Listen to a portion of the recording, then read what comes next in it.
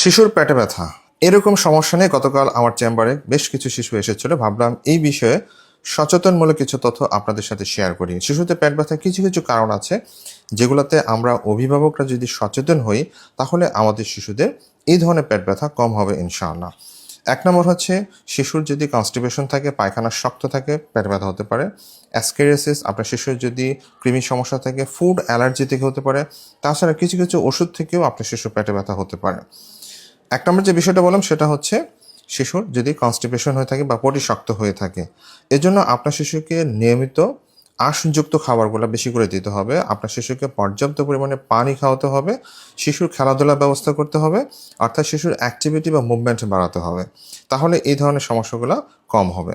2 নম্বর হচ্ছে কৃমি সমস্যা। আপনার শিশুকে নিয়মিতভাবে কৃমি ওষুধ খাওয়াতে হবে। আমি সবসময় বলে থাকি, প্রতি 4 থেকে 6 মাস পর পর আপনার শিশুকে কৃমির ওষুধ খাওয়াবেন ইনশাআল্লাহ, ডক্টরের পরামর্শ নিয়ে। ফুড অ্যালার্জি থেকে আপনার শিশুর পেটে ব্যথা হতে পারে। বিশেষ করে যে সমস্ত শিশুদের গরুর দুধে অ্যালার্জি আছে, গরুর দুধ খেলে বা গরুর দুধ জাতীয় যে সমস্ত খাবার আছে সেগুলো খেলে আপনার শিশুর পেট ব্যথা হতে পারে, বিষয়টা খেয়াল রাখবেন। 2 নম্বর হচ্ছে, অনেক শিশু আছে আইসক্রিম খেয়ে থাকে। আইসক্রিমের মধ্যে দুধ থাকে বা কিছু কেমিক্যাল থাকে যেগুলো শিশুর পেট ব্যথা তৈরি করে।